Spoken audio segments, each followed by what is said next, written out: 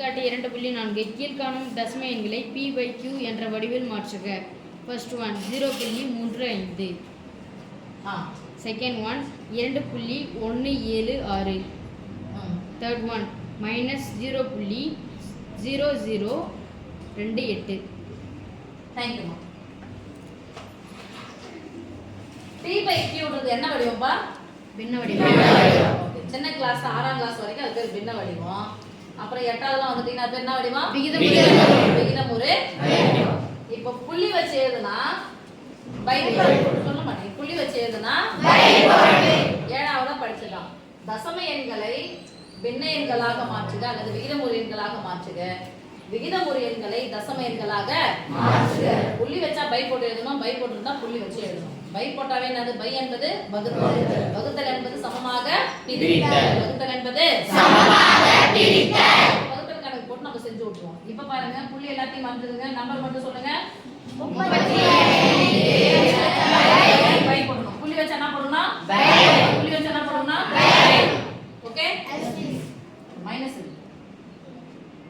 சரி. எத்தனை ஸ்தானத்துல புள்ளி இருக்கு? 2 ஸ்தானம். 2 ஸ்தானம் புள்ளி இருந்துச்சுனா அந்த ரெண்டு நம்பருக்கு பதிலா என்ன போட போறோம்? 0. எத்தனை 0 போடணும்? 2 0. 2 0 உடைய முதல் என்ன நம்பர் என்னது? 100. புள்ளி வச்சா பை போட்டு எழுத சொல்லிட்டாங்க. பை போட்டுட்டேன். புள்ளி எல்லாம் மறந்துட்டு நம்பரை சொல்லுங்க. 2 ஒன்றரை நமக்கு தெரியல உங்களுக்கு. 2176.